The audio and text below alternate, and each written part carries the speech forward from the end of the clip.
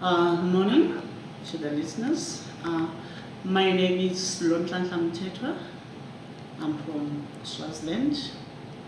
I'm the leader of RWA in my country.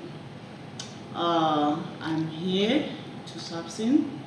I'm from a community-based organization, CBO, by SADC.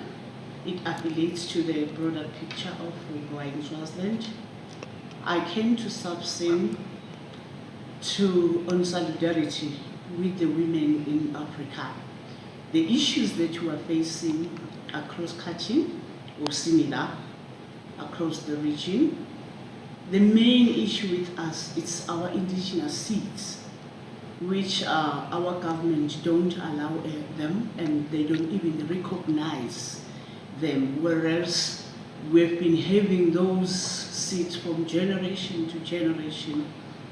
Secondly, it's now the policies which are in place that they don't benefit rural women, and they also don't benefit women. I mean, the indigenous seats that we have, that they've been there from generation to generation.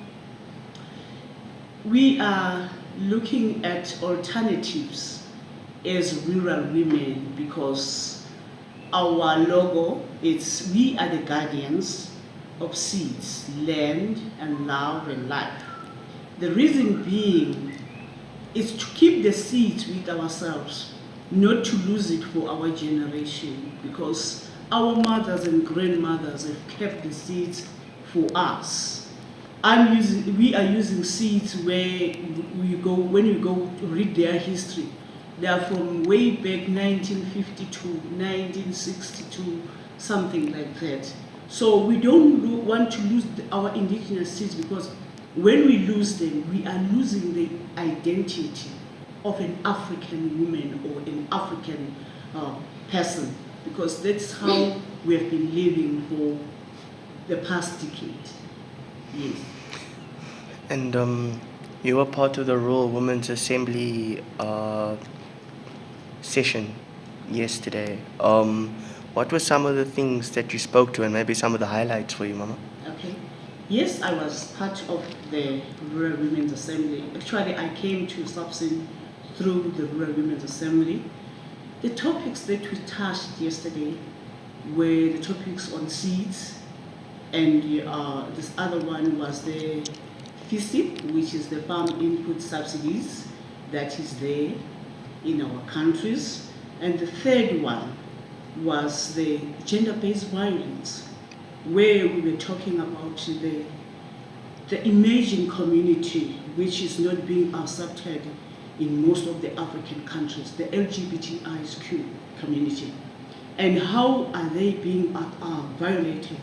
And I was really happy when I had a South African's presentation, which was very touching, and which I think it's good for the rural women, because we are now trying to feminize the organization. When we talk about feminism, we are bringing the youth on board, because we are now growing older and older. They should leave the legacy and continue with the movement. And we, as the rural women, we think we should have continuous engagement with the LGBTI community, because the world is changing. Before, we didn't know of even climate change, but now through the rural women, we learned of climate change, we've learned of so many things. So it's very key for the rural women to know, to accept the community as it is. Thank you.